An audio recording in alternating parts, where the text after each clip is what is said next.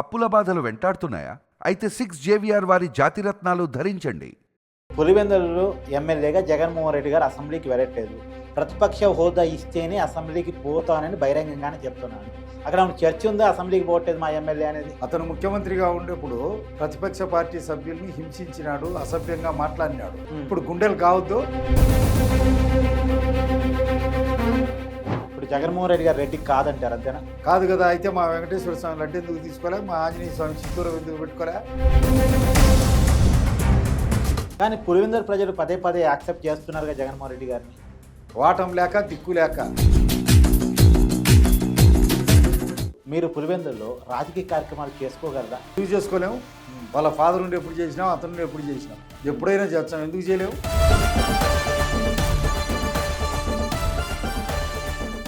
కానీ ఒక విషయం సార్, లీడర్లు లేకనా తయారు చేసుకోకనా ఎందుకు జగన్మోహన్ రెడ్డి లేదా రాజశేఖర రెడ్డి కుటుంబాన్ని ఎదుర్కొనేటువంటి లీడర్ని పులివెందులో టీడీపీ తయారు చేసుకోలేకపోతుంది? అప్పుడు 95, 96, 98 ఆ ప్రాంతంలో జెండా కట్టే మగోడే లేడు. రొమ్ములు చరిచి అన్న నినాదం చేసి వాళ్ళకు వ్యతిరేకంగా నిలవన్యాం. రాయలసీమ ప్రాంతానికి అమరావతి అనేది చాలా దూరంలో ఉంటుంది. అమరావతి రాజధానిగా రాయలసీమ ప్రజలు యాక్సెప్ట్ చేయట్లేదు. వైసీపీ వాళ్ళు పదే పదే పదే కొట్టే డైలాగ్ లేదు. ఇది పెద్ద రాజధానిగా నిర్మించాలా, మా వైసీపీ ఏకగ్రీవంగా దీన్ని ఆమోదిస్తుంది, బలపరుస్తుంది అన్నావు. నీది నోరా అటుకే మట్ట.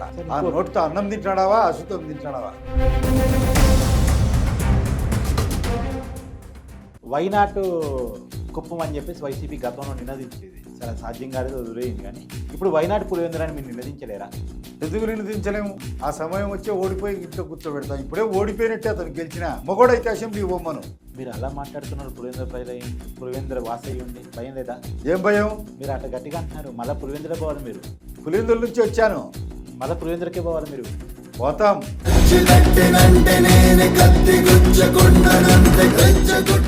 హాయ్, హలో, నమస్తే. నేను మీ కట్టా కార్తీక్. పులివెందుల పులిబిడ్డగా చెప్పుకుంటా ఉంటాడు వైసీపీ అధినేత జగన్మోహన్ రెడ్డి గారు. అలాంటిది ఆయన పరిస్థితి సొంత నియోజకవర్గంలో ఏ రకంగా ఉంది? కడప జిల్లాలో ఉన్నటువంటి పరిస్థితి ఏంటి? ఎందుకంటే మొన్న కడప జిల్లాలో జరిగినటువంటి టీడీపీ మహానాడికి పెద్ద ఎత్తున జనాలు వచ్చినటువంటి పరిస్థితి. అంత బ్రహ్మరథం దక్కడానికి ఉన్నటువంటి కారణాలు ఏంటి?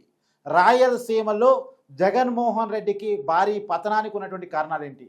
సొంత కడప జిల్లాలో కూడా దాదాపుగా కేవలం 10 స్థానాల్లో కేవలం 3 స్థానాలకే పరిమితం కావడానికి ఉన్నటువంటి రీజన్స్ ఏంటి? 1 ఇయర్ ఎన్డీఏ పరిపాలన ఏ రకంగా ఉంది? జగన్మోహన్ రెడ్డి ప్రజలు ఎలా చూస్తున్నారు? కూటమి పరిపాలన ఎలా చూస్తున్నారు? సంక్షేమ కార్యక్రమాల అమల్లో ఉన్నటువంటి రోడ్డుపాటు ఏంటి? టీడీపీకి ఉన్నటువంటి మైనస్లు ఏంటి? టీడీపీ మహానాల్లో నారా లోకేష్ గారికి పార్టీ వర్కింగ్ ప్రెసిడెంట్ అప్పజెప్పకపోవడానికి ఉన్నటువంటి కారణాలు ఏంటి? ఇవన్నీ మాట్లాడుకునే ప్రయత్నం చేద్దాం. నాతో ఉన్నారు టీడీపీ రాష్ట్ర ఉపాధ్యక్షులు పార్థసారథి గారు. సార్ నమస్కారం. సార్ నమస్కారం. సార్, మీరు పులివెందుల ప్రాంతానికి సంబంధించిన వాళ్ళు కాబట్టి అక్కడి నుంచి స్టార్ట్ చేద్దాం. ఎందుకంటే కూటమి ప్రభుత్వానికి 1 ఇయర్ నిండిపోయింది. ఇప్పుడు ఏంటి పులివెందులలో పరిస్థితి? జగన్మోహన్ రెడ్డి గారు అసెంబ్లీకి రావట్లేదు పులివెందుల ఎమ్మెల్యేగా. ఏంటి పులివెందుల ప్రజలు ఏమనుకుంటున్నారు? అందులోనూ మొన్న కడపలో మహానాడు జరిగింది. ఆ మహానాడులో మీరు కూడా నాయకత్వం వహించారు. ఆ మహానాడు ఫుల్ సక్సెస్, ఆ జోష్లో ఇంకా ఉన్నట్టున్నారు మీరు. అంతగా సక్సెస్ గారు అనుకున్న రీజన్స్ ఏంటి అసలు? జగన్ పీడ ఈ రాష్ట్రంలో విరగడ కావడమే ఆ సక్సెస్కు ప్రధానమైన కారణం. ప్రజలు మార్పు కోరినారు. 2024లో భయంకరమైన సునామీ వచ్చింది. ఆ విజయోత్సాహాన్ని జరుపుకోవాలనే ఉత్సాహంతో రాయలసీమ 4 చెరుగుల నుంచి అసంఖ్యాకంగా వచ్చినారు లక్షలాది జనం. ఒక రాయలసీమ నుంచే అక్కడ స్టేజీ వరకు రాలేక ఎక్కడికక్కడ కడప శివార్లలో పులివెందుల నుంచి వచ్చే ఒక రోడ్డు, జమలమడుగు నుంచి వచ్చే ఒక రోడ్డు, ప్రొద్దుటూరు నుంచి వచ్చే ఒక రోడ్డు, తిరుపతి నుంచి వచ్చే ఒక రోడ్డు, నెల్లూరు నుంచి వచ్చే ఒక రోడ్డు, ఇక్కడ మదనపల్లి బెల్ట్ నుంచి ఒక రోడ్డు, రోడ్లన్నీ జనసముద్రం అయిపోయాయి. ఎక్కడికక్కడ దిగ్బంధనం అయిపోయినారు, రాలేకపోయినారు. అక్కడ స్టేజీ దగ్గర ఉండే జనం అంతా కలిస్తే కడప ఒక సముద్రం, అవును, జనసముద్రం మాదిరి కనపడినది. అంటే సహజంగా కడప అంటే అది జగన్మోహన్ రెడ్డి కోట అనుకుంటారు. అలాంటి కోటలో మహానాడు పెట్టడమే ఒక పెద్ద ఇది. అంటే పోయినసారి ఏదో ఎమ్మెల్యే ఎన్నికలు అంటే అసెంబ్లీ ఎన్నికల్లో 7 సీట్లు వచ్చాయి కాబట్టి పెట్టారా, లేకపోతే ఏంటి అసలు రీజను? కోట లేదు, కాటు లేదు. కోట గీట అన్నీ తుత్తునీళ్ళు అయిపోయినాయి. పేకమేడలా కూలిపోయింది. మొన్న కూడా ఈ కాంగ్రెస్ వీళ్ళు రాజశేఖర రెడ్డి వాళ్ళ డాక్టర్ పోటీ చేయకుండా ఉంటే షర్మిల గారు ఎంపీగా పోటీ చేయకుండా ఉంటే. ఆ ఎంపీ సీటు కూడా వచ్చేది. అవునా? 1,42,000 ఓట్లు ముఖ్యంగా తెలుగుదేశం ఓట్లు చీల్చింది. సరే, ఎందుకట 2019 ఎన్నికలు చూస్తే కడప జిల్లాలో 10కి 10 సీట్లు వైసీపీవే, కానీ మొన్న ఎన్నికల్లో మాత్రం 7 సీట్లు కూటమి గెలిస్తే వైసీపీ 3 సీట్లకే పరిమితమైంది. ఎందుకు ఆ పరిస్థితికి ఉన్న కారణాలు ఏంటి? 2019కి 2024కి మధ్య తేడా ఏంటి అసలు? అంటే మేము అప్పుడు జన్మభూమి కమిటీల్లో బాగా అది చెడ్డ పేరు వచ్చింది ఒకటి. ఇతను జగన్ సుదీర్ఘమైన పాదయాత్ర చేసి అవన్నీ అబద్ధాలన్నీ చెప్పినాడు. అడిగిన వారికి అడగని వారికి ఏదో ఒక్కసారి ప్లీజ్ ప్లీజ్ అంటే ఒక్క అవకాశం ఇచ్చినారు. అవకాశం ఇచ్చిన తర్వాత తెలిసింది ఎంత తప్పు చేసినామో. ఇంకా మళ్ళీ ఆ పొరపాటు చేయరు, జీవితంలో చేయరు ఆంధ్ర రాష్ట్ర ప్రజలు. ఇప్పుడు పులివెందులలో ఎమ్మెల్యేగా జగన్మోహన్ రెడ్డి గారు అసెంబ్లీకి వెళ్ళట్లేదు.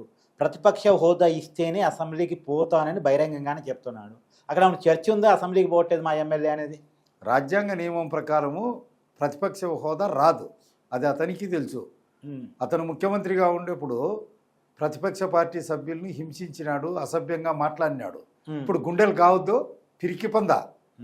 పులివెందుల ప్రజలు నీ మీద నమ్మకంతో ఎమ్మెల్యే గెలిపించినారు. నీకు ధైర్యము సాహసము ఉంటే, పులివెందుల ప్రజల మీద రాష్ట్ర ప్రజల మీద ప్రేమ అభిమానం ఉంటే ఈ రాష్ట్ర సమస్యలు ప్రస్తావించు, అసెంబ్లీలో నిర్మాణాత్మకమైనటువంటి విమర్శలు చేయి, హేతుబద్ధంగా ఎక్కడ లోపం ఉందో ఎలా చేయాలనో సలహాలు. తెలుగుదేశం పార్టీ నీ సలహాలను తీసుకునే దానికి సిద్ధంగా ఉంది. సార్, మీరు పులివెందుల ప్రాంతానికి సంబంధించిన వ్యక్తి కాబట్టి అడుగుతున్నాను. చాలామందికి ఉన్న డౌట్ ఏంటంటే, వైసీపీ పార్టీ పెట్టేనాడు రాజశేఖర్ రెడ్డి గారు చనిపోయిన తర్వాత వచ్చిన బై ఎలక్షన్స్లో విజయమ్మ గారిని ఎమ్మెల్యేగా నిలబెట్టారు.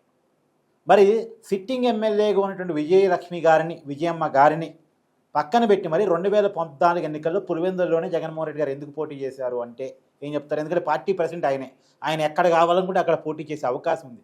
కానీ సిట్టింగ్ ఎమ్మెల్యేగా ఉన్న విజయమ్మ గారిని వైజాగ్ ఎంపీగా పంపించి తను పులివెందులో పోటీ చేశాడు. కారణం ఏంటి? వాళ్ళ తల్లి ఎట్లు ఓడిపోతుంది, ఓడిపోయినా కానీ ఏం అవసరం. పులివెందుల తప్ప వాళ్ళు ఎక్కడా గెలిచినట్టు వాళ్ళ చరిత్రలో లేదు. ఓకే, ఇప్పుడు వాళ్ళ ఫాదర్ కూడా అంటాను, నేను రాయచోటికి పోతాడు, ఆడికి పోతాడు, అది పోయింది లేదు, సచ్చింది లేదు. ఎవరు? రాజశేఖర రెడ్డి వాళ్ళ గారు. ఫాదర్ని కూడా అప్పుడు అంటారు, నేను టాక్ మేము రాయచోటి నిలబడతాం, ఏడైనా నిలబడతామని. రాజశేఖర రెడ్డి గారు బావిలో అంటే రాజశేఖర రెడ్డి గారు పులివెందులో తప్ప ఇంకెక్కడ గెలవలేరా? ఎక్కడ గెలవలేరు. ఎందుకు గెలుస్తారు? వాళ్ళ అమ్మ ఏమైంది విశాఖపట్నం పోయి 92,000 98,000తో ఓడిపోయింది. అంత సీన్ ఏం లేదు వాళ్ళకు. అంటే కాదు సార్, టీడీపీకి ఇన్ని దశాబ్దాల అనుభవం ఉంది, ఎందుకు ఆ పులివెందుల సీట్ని క్యాప్చర్ చేయలేకపోతుంది టీడీపీ? అది చంద్రబాబు నాయుడు గారిని అడిగితే, మా పెద్ద ఆయన్ని అడిగితే ఆయన్నే బాగుంటుంది. దానికి సమాధానం ఆయన దగ్గరే ఉంది. అంటే అది పులివెందులో ఉన్న మీ దగ్గర కదా ఉండాల్సింది. మా దగ్గర ఉండాలి. మా సమాధానానికి ఆయన తీసుకోవడం లే, స్వీకరించడం లే. మా పెద్ద ఆయన తండ్రి వంటి వాడు. ఆడ మా కమ్యూనిటీ ఎక్కువ ఉంది. రెడ్లల్లో సబ్ క్యాస్ట్లు ఉన్నాయి, మాది పెడకంటి సబ్ క్యాస్ట్.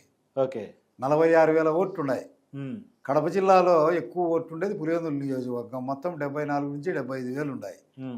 సముచితమైనటువంటి ప్రాధాన్యం మా కమ్యూనిటీకి ఏ పార్టీ కల్పించడం లే. ఓకే, భారతదేశంలో కుడి నుంచి ఎడం వరకు ఉండే పార్టీలు, రాష్ట్ర పార్టీలు కానీ జాతీయ పార్టీలు కానీ ఏ రోజు మా పెడకంటి సామాజిక వర్గం పట్ల శ్రద్ధ చూపడం లే. అయినా కానీ మా వాళ్ళే ఉంటారు, అన్ని పార్టీలలో శ్రమించి పనిచేస్తుంటారు. ఏ రోజైతే మా వాళ్ళు కన్సాలిడేట్ అయ్యి ఒక గుద్దితే జగన్ కోట అంటున్నారు కదా, అది కోటో పేటో పేక మేడో బద్దలు అవుతుందో లేదో అప్పుడు తెలుస్తుంది. ఆయన కూడా రెడ్డేగా. ఇంకంతా అడ్డమైన వాళ్ళు రెడ్డి పెట్టుకుంటాంటారు. రెడ్డి కాదు, అతను క్రైస్తవుడు. మాకు అతనికి అలాంటి సంబంధం లేదు. హిందూ వ్యవస్థలో అవిభక్త కుటుంబంలో భాగస్వాములు అయ్యి కాపులుగా ఉండే రెడ్డి, కమ్మ, వెలమ, బలిజ, తెలగ, కొండరెడ్డి, కొండ కాపు ఇటువంటి వాళ్ళే మా సోదరులు. ఇంకా తొలి దశలో జారిపోయినారు, దాచిపోయి వివిధ పన్నారు. వాళ్ళంతా కాపులే. ఇప్పుడు జగన్మోహన్ రెడ్డి గారు రెడ్డి కాదంటారు, అంతేనా? కాదు కదా. అయితే మా వెంకటేశ్వర స్వామి లడ్డు ఎందుకు తీసుకోలే? మా ఆంజనేయ స్వామి సింధూరం ఎందుకు పెట్టుకోలే? మా గంగమ్మ దగ్గర ఎందుకు పూజ చేసుకోవడంలే? అది క్రైస్తవం అనే సపరేట్ జెరూసలేంలో పుట్టింది.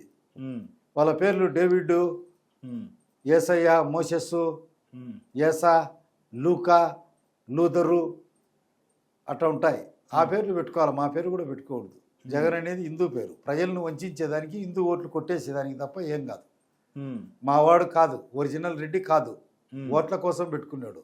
మా వాళ్ళంతా కూడా ఆ భావ ప్రవాహంలో కొట్టుకొని పోవద్దు, మనవాడు కాదు, ప్రవాహ వేగానికి కరిగిపోయే మట్టి ముద్దల్లా ఉండద్దు, పేడ ముద్దల్లా ఉండద్దు, మనంగానే ఉన్నాం, అరువు తెచ్చుకోవద్దు, మనవాడు కాదు. కానీ పులివెందుల ప్రజలు పదే పదే యాక్సెప్ట్ చేస్తున్నారుగా జగన్మోహన్ రెడ్డి గారిని. వాటం లేక దిక్కు లేక మా వాళ్ళు ఎవరు సూటిగా తీసుకోలే మావాడు కాదు అని. ఏ రాజకీయ పార్టీకి దానికి సహకారం ఇవ్వడంలే. అక్కడ అన్నీ విడమరిచి చెప్పాలి కదా. ఇప్పుడు మా పద్ధతిలో లేరు, మా సంస్కృతిలో లేరు, మా ఆచారంలో లేరు, మా వ్యవహారంలో లేరు, మా వివాహంలో లేరు, మా పూజలో లేరు, మా పునస్కారంలో లేరు, మా కర్మకాండలో లేరు, మా సత్యనారాయణ వ్రతం లేరు, మా వెంకటేశ్వర స్వామి భజనలో లేరు. ఎట్లా మా వాళ్ళు అవుతారు? ఒకటన్నా కలవాలి కదా. బొట్టు లేదు, అదేలేండి, తాలిబొట్టు లేదు, పసుపు తాడు లేదు, లడ్డు లేదు, గుండు లేదు, కట్టు లేదు, బొట్టు లేదు, ఏమీ లేదు. సర్కస్లో కదా లాస్ట్లో చివరిలో బఫూన్ మాదే వేస్తాడు చూడు వేషం, నేను పైల్వాన్ని అని. అట్లా ఆ బఫూన్లా నేను హిందువుని అని ఆటలాడుతున్నాడు. ఇప్పుడు మీరు పులివెందుల్లో రాజకీయ కార్యక్రమాలు చేసుకోగలరా? ఎందుకు చేసుకోలేము? వాళ్ళ ఫాదర్ నుండి ఎప్పుడు చేసినాం, అతను నుండి ఎప్పుడు చేసినాం, ఎప్పుడైనా చేస్తాం, ఎందుకు చేయలేము? అంటే అక్కడ ఫ్యాక్షనిజం కల్చర్ ఎక్కువ. జగన్మోహన్ రెడ్డి గారికి వ్యతిరేకంగా మాట్లాడితే అక్కడ ఉన్న వాళ్ళు తిరగబడతారు, అక్కడ అవసరమైతే కత్తులు లేస్తాయి, బాంబులు పడతాయి, ఇలాంటి చాలామంది చెప్పుకుంటూ ఉంటారు కదా. కత్తులు లేచినాయి, బాంబులు లేచినాయి, తుపాకులు ఓపెన్ అయినాయి, తుపాకులు గర్జించినాయి, ఇవన్నీ నరికినారు. వివేకానంద రెడ్డి వీళ్ళ పైన డయింగ్ డిక్లరేషన్ వేశాడు. మా తమ్ముని చంపిన కేసులో భారతీయ నాయన డాక్టర్ ఈసి గంగిరెడ్డి, అవినాష్ నాయన, వైఎస్ భాస్కర్ రెడ్డి ముద్దాయిలు. ఇక్కడ ఇక్కడ ఇక్కడ ఇవన్నీ అవే. మీరు అనుకునేంత అంత పైల్వాన్ కాదు. వంచన చేస్తాడు. మా వాళ్ళు కనుక్కోవాలంటే ఒకే ఒక్కటి. ఇప్పుడు రెడ్డి, కమ్మ, వెలమ, బలిజ, తెలగ, కొండరెడ్డి, కొండకాపు వీళ్ళందరికీ పూర్వపురుషుడు ఎవరు? దుర్జయ మహారాజ్ సంతతి చరిత్రలో ఉంది. కానీ ఒక విషయం సార్, లీడర్లు లేకనా తయారు చేసుకోకనా ఎందుకు జగన్మోహన్ రెడ్డి లేదా రాజశేఖర రెడ్డి గారి కుటుంబాన్ని ఎదుర్కొనేటువంటి లీడర్ని పులివెందులో టీడీపీ తయారు చేసుకోలేకపోతుంది? ఇప్పుడు అప్పుడు 95, 96, 98 ఆ ప్రాంతంలో జెండా కట్టే మగోడే లేడు. ఓకే, రొమ్ములు చరిచి రణ నినాదం చేసి వాళ్ళకు వ్యతిరేకంగా నిలవన్యాం. విజయమో వీరస్వర్గమో తేల్చుకున్నాం రాంటి ప్రజాస్వామ్య పద్ధతిలోని తేల్చుకున్నాం. 3 జడ్పీటీసీలు గెలిచాం, 2 మండలాలు గెలిచాం, అనేక పంచాయతీలు గెలిచాం. 96లో వాళ్ళకు అయిపోయింది, రాజకీయంగా సమాధి చేయబట్టినారు. ఏదో టెక్నికల్గా వాళ్ళు ఏదో మేనేజ్ చేసుకొని బయట పడినారు రాజశేఖర రెడ్డి. మళ్ళా ఎలక్షన్లలో కూడా అంతే టెక్నికల్గా మేనేజ్ చేసుకొని బతికితిరా బతుకు జీవుడా అని బయట పడినాడు 22,000తో. ఫస్ట్ 5,000తో, మళ్ళీ 22,000, మళ్ళీ 56,000తో. ఈ రాష్ట్ర ప్రజలు అనుకునేంత బలవంతుడు కాదు. ఓకే, ఇంకోటి అక్కడ ఎన్నికలు క్యాప్చర్ చేయబడతాయని, దొంగ ఓట్లు వేయబడతాయని, తర్వాత ఈవీఎం మిషన్లు కూడా వాళ్ళే మేనేజ్ చేస్తారని ఏదో రకరకాలు ఉంటాయి. వాస్తవం ఏంది? అవన్నీ వాస్తవమే. వాళ్ళ జీవితమే గుండాయిజంతో, రిగ్గింగ్తో, బూత్ క్యాప్చరింగ్తో, బూతుల్లో ఏజెంట్లను దౌర్జన్యపూరితమైన పద్ధతుల్లో బెదిరించడంతో, చంపడంతో మొదలైంది. ఇప్పుడు కూడా అదే విధమైన థ్రెట్ ఉంది. ఉన్నాయని పద్ధతులు మారినాయి. అప్పుడు మాదిరి కాకుండా అధికారంలో ఉంటే పోలీసుల ద్వారానో అదో. సరే, ఇంకోటి ఏంటంటే సహజంగా ఫ్యాక్షనిజాన్ని అంటే ముళ్ళుతోనే తీయాలి అనేది ఒక నానుడి. కత్తిని కత్తితోనే ఎదుర్కోవాలి, బాంబుతోనే ఎదుర్కోవాలని నానుడి. కాబట్టి అక్కడ ఫ్యాక్షనిజం కల్చర్ ఉంది కాబట్టి దానికి తిరగబడి బతకాలంటే మీరు కూడా ఫ్యాక్షనిస్టులుగా ఉండాల్సిందే, కత్తి తిప్పాల్సిందే, బాంబు పట్టాల్సిందే అనేటువంటిది అంటూ ఉంటారు. ఇప్పుడు నిజానికి అది నిజమేనా? మీరు బాంబులు, కత్తులు మీకు కూడా అలవాటు ఉందా? అవి ఒకప్పుడు అవి ముగిసిన అధ్యాయం. బాంబులు, కత్తులు గట్టిగా కత్తికి కత్తి సమాధానం కాదు, ముళ్ళుకు ముళ్ళు సమాధానం కాదు, పండుకు పండు సమాధానం కాదు. ఓకే, ఒక దౌర్జన్యం జరిగేటప్పుడు మమ్మల్ని మేము కాపాడేదానికి, ప్రజాస్వామ్యాన్ని కాపాడేదానికి, తెలుగుదేశం పార్టీ కార్యకర్తలను కాపాడేదానికి గట్టిగా నిలబడి ఆ పోరాట క్రమంలో ప్రాణాలు కోల్పోయినా సరే మన వాళ్ళని కాపాడుకొని పార్టీ నిలబెట్టుకునేదానికి తప్పదు, గట్టిగా పోరాడాల్సిందే. మన ప్రాణం మీదకి వచ్చినప్పుడు పోరాడకపోతే ఎవరు పోరాడతారు? అవును. అదని దానికి కత్తి తీసుకొని కరవాలం తిప్పి వాళ్ళకి శిరచ్ఛేదం చేయాలని కాదు. వాళ్ళ దౌత్యాన్ని ఖండించాలంటే మనం కూడా గట్టిగా నిలబడాల్సినటువంటి అవసరం ఉంది. సరే ఇంకొకటి కూడా చెప్పండి. మా ఊరు కూడా పరిటార రవి గనక బతికి ఉండి ఉంటే, ఆయన చనిపోయాడు దురదృష్టం కొద్ది, కానీ బతికి ఉండి ఉంటే ఈ జగన్మోహన్ రెడ్డి అనే వ్యక్తి రాజకీయాల్లో ఎస్టాబ్లిష్ అయ్యేవాడు కాదు అని అంటారు. నిజమేనా? 100% నిజం అది. అందుకే కదా తండ్రి కొడుకులు పరిటాల రవిని సంహరించింది.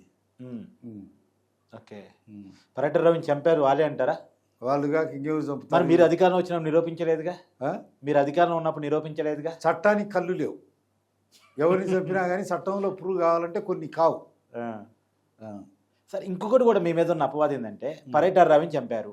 ఆ చంపిన కేసులో ముద్దాయిలుగా ఉన్న వాళ్ళు, తర్వాత సాక్షులుగా ఉన్న వాళ్ళు అనేక మంది చనిపోయారు. మొత్సీన్ కావచ్చు, మత్స్యరసూరి కావచ్చు, వాళ్ళని కాపాడలేకపోయారు.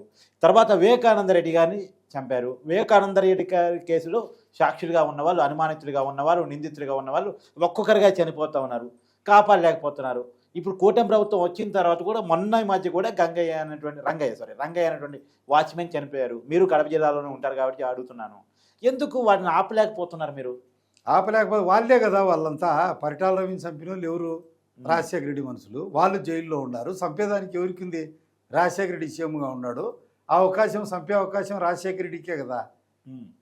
మాకు ఎట్లొచ్చది అవకాశం రాదు కదా. వివేకానంద రెడ్డి కూడా వాళ్ళ చిన్న ఆయనే, వాళ్ళ ఇళ్ళ లేకందుకు వాళ్ళే పోయినారు, చంపేసినారు. మరి వాళ్ళని ఎందుకు కాపాడుకోలేకపోతున్నారు? ఎట్లా కాపాడతాం? వాళ్ళ ఇళ్ళల్లో వాళ్ళను వాళ్ళే చంపుకుంటే మీకేం సంబంధం అంటారు కదా. ఇద్దరు వైసీపీలోనే ఉన్నారు, చంపేసినారు. మేము ఎట్లా? వివేకానంద రెడ్డి గారిని కాపాడలేకపోయారు పక్కన పెట్టండి, వాచ్మెన్ రంగయ్యనో లేదా ఆ కేసులో అనుమానితులుగా సాక్షులుగా ఉన్నటువంటి మిగతా వాళ్ళను. వాచ్మెన్ రంగయ్య కూడా వాళ్ళ పార్టీనే కదా, వాళ్ళ దగ్గరే ఉన్నాడు, వాళ్ళ దగ్గరే చంపుకున్నారు. పాంపిల్లని తిన్నట్టు, పెద్ద చేప చిన్న చేపను, చిన్న ఉల్స చేపను తిన్నట్టు వాళ్ళే చంపుకుంటుంటే మనం ఎలా కాపాడగడతాం? అది ప్రభుత్వం మీ చేతిలో ఉంది కదా అనేది. ప్రభుత్వం చేతిలో ఉన్నది మాది చట్టబద్ధమైనటువంటి ప్రభుత్వము. చట్ట విరుద్ధమైన పనులు చేయము. ప్రజాస్వామ్యం 4 పాదాల నడసాలనే వాళ్ళము. ధర్మము, సత్యము, న్యాయము పరిడవిల్లాలనుకునే వాళ్ళము. మేము అసాంఘిక కార్యకలాపాలకు కానీ హింసాత్మక సంఘటనలకు కానీ అలవాటయ్యేది తెలుగుదేశం పార్టీ సిద్ధాంతం కాదు. దాన్ని ఆపడం మాత్రం సిద్ధాంతమేగా. ఆపడం అంటే వాళ్ళు చంపుకున్నారు కదా, మాకు సంబంధం లేని చర్య కదా.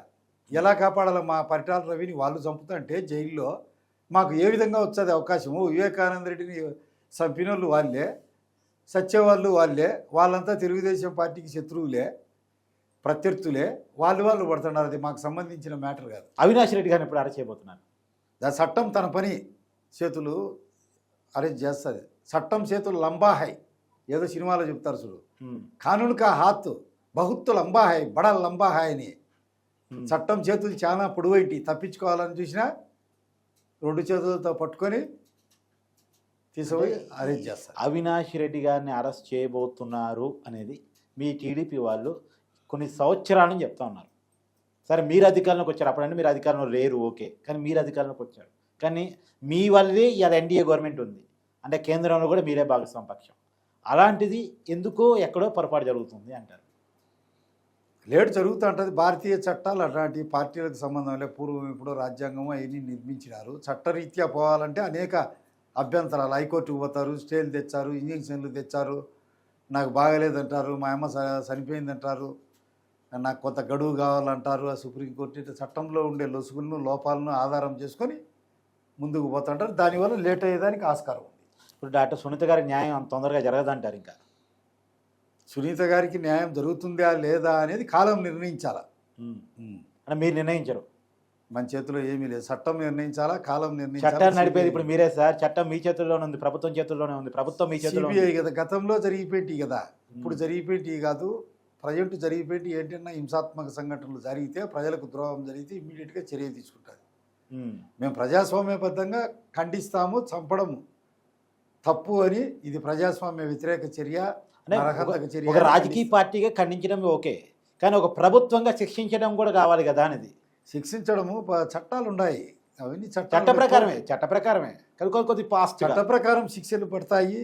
పోలీసులు పట్టుకుంటారు, చేస్తారు. ఆ టైం వచ్చింది, టైం హ్యాజ్ కమ్. టైం వచ్చినప్పుడు ఆగవు. సరే, 1 year ఎన్డీఏ పరిపాలన ఎలా ఉంది అంటే? దివ్యంగా ఉంది, అద్భుతంగా ఉంది అని నేను. వెన్నుపోటు దినోత్సవం వైసీపీ అంత పెద్ద ఎత్తున చేస్తా ఉంటే మీరు వెన్నుపోటు దినోత్సవం ఎందుకు? వివేకానంద రెడ్డికి మన చిన్నాయన నీళ్లు పోయకుండా సాగుగొట్టినందుకు వెన్నుపోటు దినోత్సవమా? ఉమ్, వాళ్ళ చెల్లెలను వివేకానంద రెడ్డి కూతుర్ను నువ్వు మీ మొగుడే ఎందుకు చంపిండకూడదు అనిన దానికి వెన్నుపోటు తినవా? ఉమ్, వాళ్ళ చెల్లెలను మెడగట్టి బాగా పరిష్కారాలు పంచకుండా తల్లిని చెల్లిని చెరొక మెడగట్టి బయటికి గెంటినందుకు వెన్నుపోటు తినొచ్చావా? ఉమ్, నువ్వు ఇవి చేస్తా అవి చేస్తా అని పాదయాత్రలో నానా తప్పులు అబద్ధాలు చెప్పి అధికారం లేకొచ్చి ఆ ప్రజల హామీలు నెరవేర్చకుండా చెప్పిన అబద్ధం చెప్పకుండా ఉండిన దానికి నిన్ను శిక్షించినారు ప్రజలు. ఉమ్. నీ దుర్మార్గాన్ని ప్రజలు శిక్షించినారు. దాన్ని వెన్నుపోటు తినమనాలనా? ఎందుకు వెన్నుపోటు తినం? ఆయన ఆ పదానికి ఆయనే అర్హుడు, అతిపెద్ద వెన్నుపోటుదారుడు. భారతదేశంలో అట్లా క్రూయల్ పరిపాలకుడు ఉండడు. ఆ వెన్నుపోటు అనే పదానికి అక్షరాల 100కి 100 రూపాయలు ఆయనే అర్హుడు.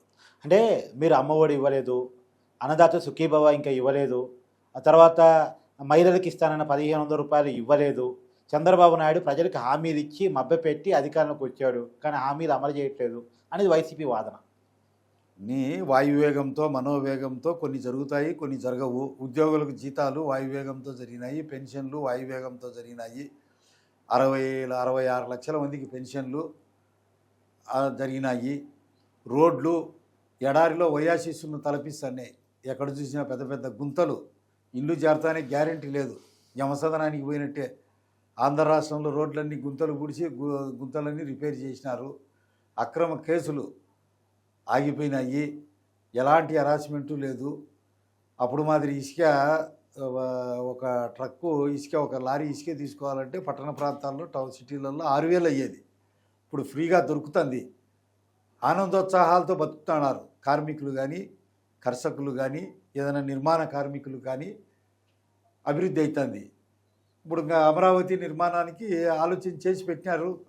ప్రపంచ నిధులు తీసుకొచ్చినారు. సెంట్రల్ గవర్నమెంట్ ఇచ్చింది. కడతాడారు, మొదలు పెడతారు. పోలవరం నిర్మిస్తారు, పోలవరం బెనకచెర్ల నిర్మిస్తారు. ఒక్క రోజులో పిల్లోడు తింటానే ఒకటే పరిక, పెద్దోడు కాడు కదా, దానికి కొంచెం టైం తీసుకుంటుంది. ఇప్పుడు 2019 ఎన్నికల్లో కేవలం 3 ఎమ్మెల్యే సీట్లు మాత్రమే మీకు వచ్చాయి. చంద్రబాబు నాయుడు గారు, బాలకృష్ణ గారు, పయ్యావుల కేశవ్ గారు. ఈసారి మాత్రం చాలా బ్రహ్మాండమైనటువంటి విజయాన్ని మీరు దక్కించుకున్నారు రాయలసీమ ప్రాంతంలో. దీన్ని నిలుపుకోగలరా? 100కి 100 రూపాయలు నిలుపుకుంటాం, దానికి ఎలాంటి సందేహం లేదు. రాయలసీమ కొంత జగన్మోహన్ రెడ్డికి అనుకూలంగా ఉండేటువంటి ప్రాంతం అని అంటారు. ఎప్పుడూ అనుకూలంగా లేదు. ఏదో వాళ్ళ తండ్రి శవాన్ని అడ్డం పెట్టుకొని తండ్రి సానుభూతితో ఏదో ఒక్కసారి ప్లీజ్ అంటే ఏదో వేసినారు అంతే. ఆ సీన్ ఉండదు. అది మళ్ళా పునరావృతం అవుతుందని అనుకోను. ఆ అవకాశం ఇయ్యం. కాదు సార్, ఇంకొక విషయం కూడా, కడప జిల్లాలో 2019 ఎన్నికల్లో 10కి 10 సీట్లను వైసీపీ దక్కించుకోగలిగింది. మీకు అది సాధ్యమైతే ఎప్పుడన్నా అసలు? ఎందుకు కాదు, ఇంతకుముందు కూడా ఒక పులివెందుల సీటు ఆ మైదుకూరు ఒక్కోసారి వస్తానేది, ఇంకంతే కమలాపురం వస్తానేది. మళ్ళీ అన్నీ మాయే కదా. ఉమ్మడి 11 సీట్లు ఉన్నాయి అప్పుడు. అన్ని 2, 3 పోతే మాయే కదా. 10 కూడా వచ్చినాయి. పులివెందులు 1 కూడా మిగిలింది ఒకసారి. అదంతా ఏం లేదు, అదేం కంచుకోట ఏం కాదు. ఇప్పుడు రాయలసీమలో వైసీపీకి ఒక పెద్ద లీడర్గా పెద్దిరెడ్డి రామచంద్రారెడ్డి ఉన్నారు. పెద్దిరెడ్డి రామచంద్రారెడ్డికి సంబంధించి అనేటువంటి అక్రమాలు బయట తీశారు మీరు. ఎగ్జాంపుల్, ఏదో అటవీ భూములు ఆక్రమించుకున్నాడని చెప్పేసి, బుగ్గమట్టం భూములు ఆక్రమించుకున్నాడని చెప్పేసి, వాళ్ళ కొడుకేమో మద్యం స్కామ్లో, ఇలా రకరకాల ఆరోపణలు ఉన్నా ఎక్కడో వాళ్ళని అదుపులో తీసుకోవటంలో, వాళ్ళని ఎంక్వైరీ చేయటంలో, వాళ్ళని అరెస్ట్ చేయటంలో పొరపాటు జరుగుతూ ఉంది అనేది టీడీపీ కార్యకర్తలే వాపోతున్న మాట. ఉండేది వాళ్ళని తొందరగా శిక్షించాలా. ఘాత నేరాలకు పాల్పడిన దొంగల ముఠా దెబ్బకుట్టా అని 2019 నుంచి 2024 వరకు అతలాకుతలం చేసినారు. దౌర్జన్యం చేసినారు, అసాంఘిక కార్యకలాపాలు చేసినారు, ఇసుక నమిలినారు, కల్తీ మద్యం అమ్మినారు. ప్రతి ఒక్కటి చిక్కెల కానుంచి గుడ్ల కానుంచి ప్రతి ఒక్కటి నమిలి కరకర నమిలి మింగినారు.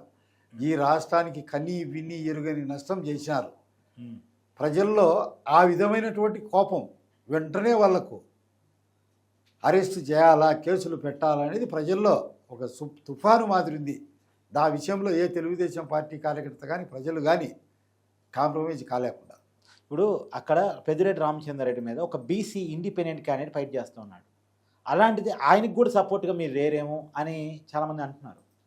ఆయన పార్టీ సపరేటు పార్టీ పోరాటం పెద్దిరెడ్డి మీద చేస్తున్నప్పుడు కొంత పెట్టుకున్నాడు. మా పార్టీ వాళ్ళకు మేము సపోర్ట్ చేసుకుంటాం, ఇతర పార్టీ వాళ్ళకు వాళ్ళు చేసుకుంటారు. వాళ్ళు కావాలంటే కోర్టు వాళ్ళకి అన్యాయం జరిగినా కానీ పార్టీ కాపాడుతుంది అంతే. అతని జోలికి ఎవరు పోవడం లేదు కదా. అతనికి వల్ల పెద్దిరెడ్డి వల్ల అతనికి ఏదైనా ప్రాణాపాయం కానీ ఇంకోటి కానీ ఉంటే మా పార్టీ రక్షిస్తుంది, కాపాడుతుంది.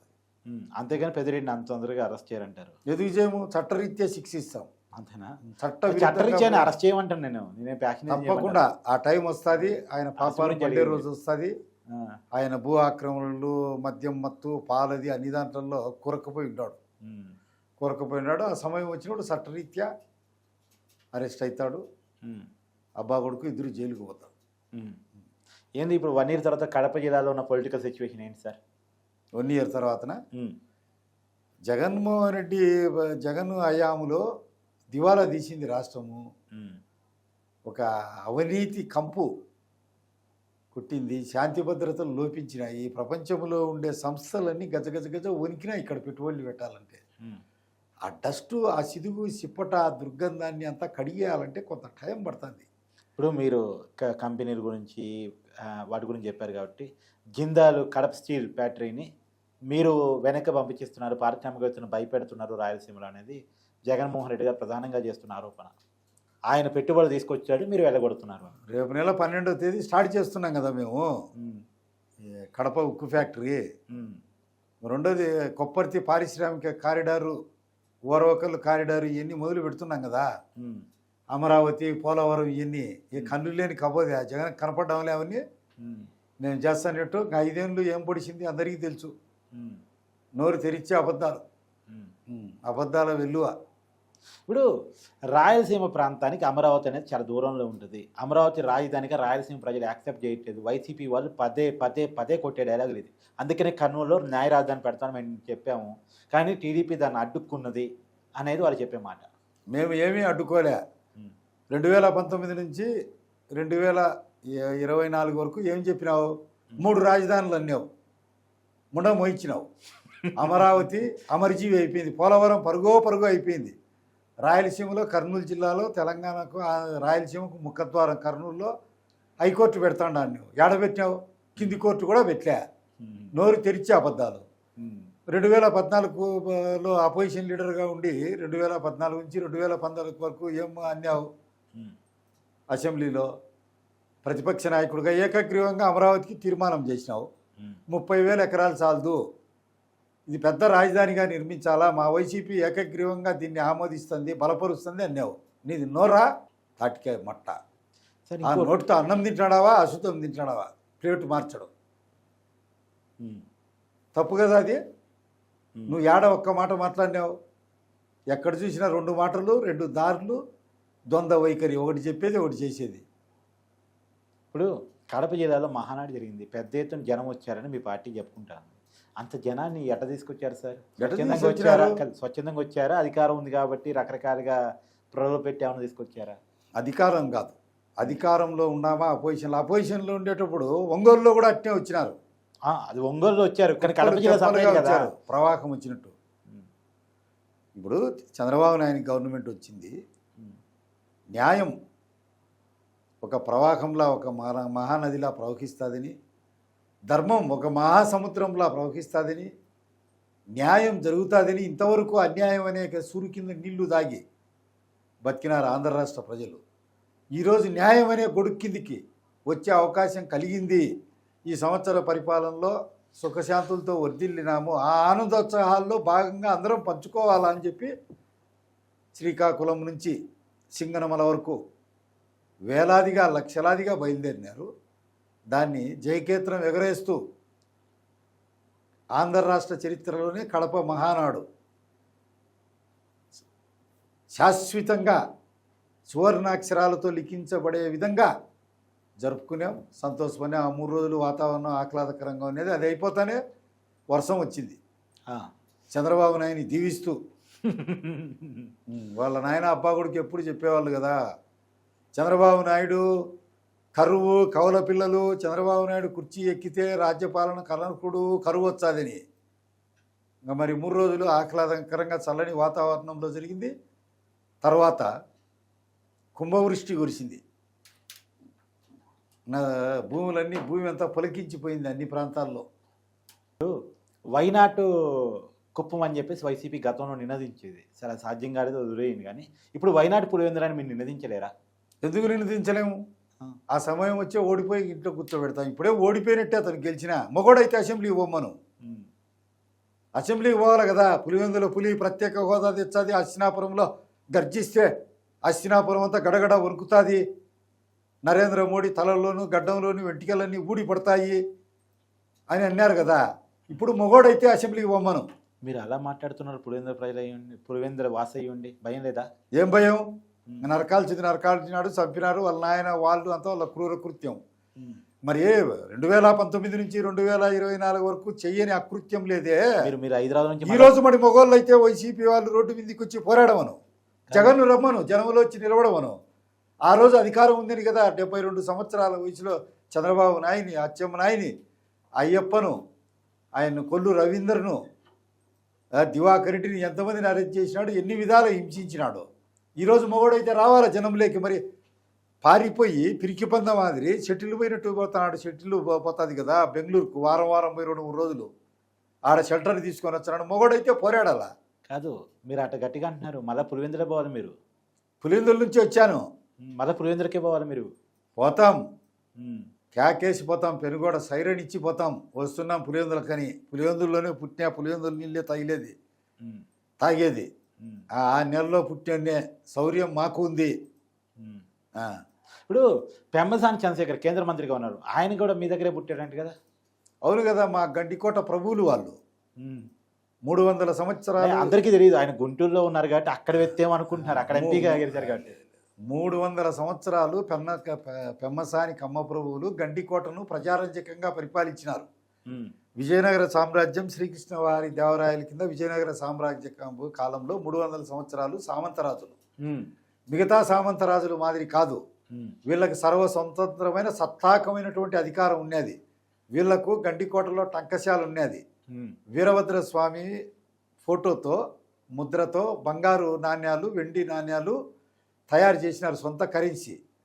అప్పుడు ఇలా ఏలుబడిలో ఉమ్మడి అనంతపురం జిల్లా, బళ్ళారిలో కొంత భాగము, కర్నూలు జిల్లా, ఉమ్మడి కర్నూలు జిల్లా, కడప జిల్లా, ఉమ్మడి వరంగల్ జిల్లా, గుంటూరులో 3/4 భాగం పైన, కృష్ణా జిల్లాలో మొత్తం 6-7 జిల్లాలు గండికోట సామ్రాజ్యంలో ఉండేటి.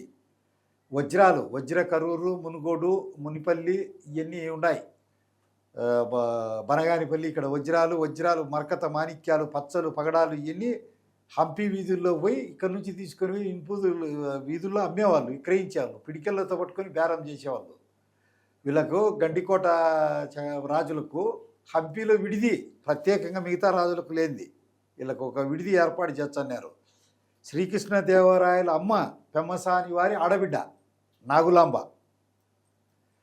పెమ్మసాని రామలింగ నాయుడు నాగులాంబ అన్న కొడుకు చెన్నమ్మనాయుడు అంటారు, మోటి అలియాస్ మోపింది ఆయన కొడుకు. శ్రీకృష్ణదేవరాయలు భార్య చిన్నాదేవి పెమ్మసాని వారి ఆడబిడ్డ. పెమ్మసాని వారి ఆడబిడ్డ. ఓకే. వాళ్ళంతా తిరుమల ఇంకొక ఆయన ఉన్నాడు కదా ప్రౌఢ అచ్యుతరాయలు కూడా పెమ్మసాని వారి ఇంట్లోనే పెళ్లి చేసుకునేది. 300 సంవత్సరాలు దిగ్విజయంగా ఏర్పడినారు. శత్రు భయంకరమైన కోట నిర్మించినారు. మా గడ్డికోట వీరునికి, రాయలసీమను సస్యశ్యామల భరితంగా పరిపాలించినటువంటి మా ప్రభువులకు ఈరోజు కేంద్ర మంత్రి ఇచ్చిన దానికి కడప జిల్లా నిండు మనస్సుతో ఆశీర్వదిస్తుంది, నిండు మనస్సుతో స్వాగతం చెబుతుంది. మా రాయలసీమ అంతా ఆయన కోటి గుండెలతో, కోటి ఆశలతో ఉన్నాం ఆయన మీద. మా రాయలసీమకు సాగునీటి జలాలు తెస్తాడు, సాగు జలాలు తెస్తాడు, నిరుద్యోగ సమస్యను అంతం చేస్తాడు, పరిశ్రమలన్నీ కంటిన్యూ కొనసాగిస్తాడు, శీతల గిడ్డింగులు తెస్తాడు, రోడ్లు అందుకు చేస్తాడు. రాయల నాటి కాలం, గడ్డికోట ప్రభువుల కాలం స్వర్ణకాలం, రాళ్ల బాటల్లో రత్నాలు వెలువడిన కాలం తిరిగి వర్ధిల్లుతాదని, మేము రాయలసీమకు మంచి జరుగుతుందని మేము కోరుకుంటాను. మా ప్రభు అంత స్వర్ణకాలం ఎందుకు రాళ్ళకాలంగా మారింది? కాలక్రమంలో విజయనగర సామ్రాజ్యము, గండికోట సామ్రాజ్యము ఇవన్నీ అంతమైపోయిన తర్వాత స్థానికంగా పాలన లేని ముస్లిం రాజుల పరిపాలన, ఈస్ట్ ఇండియా కరువు, వాళ్లకు ప్రజా సంక్షేమం పట్ల అంకితభావం లేకపోవడము, ప్రేమ లేకపోవడము ఇత్యాది కారణాల వల్ల రాయలసీమ కరువు వచ్చి ములుగులను పీల్చి పిప్పి చేసినాయి. వర్షాలు లేమి ఇవన్నీ. ఇది నిజమైతే సార్, పెమ్మసాని చంద్రశేఖర్ గారు ఎందుకు రాయలసీమలో కాకుండా సొంత జిల్లా వాళ్ళ వెనకాల బ్యాక్గ్రౌండ్ ఉన్నటువంటి జిల్లాలో కాకుండా గుంటూరు జిల్లా వెళ్ళి అక్కడ పోటీ చేశారు? మా పెమ్మసాటి ప్రభువు, మా రాజకుమారుడు, మా రాజుల వారసుడు అనేది కడప జిల్లాలోనే చాలామందికి తెలియదు.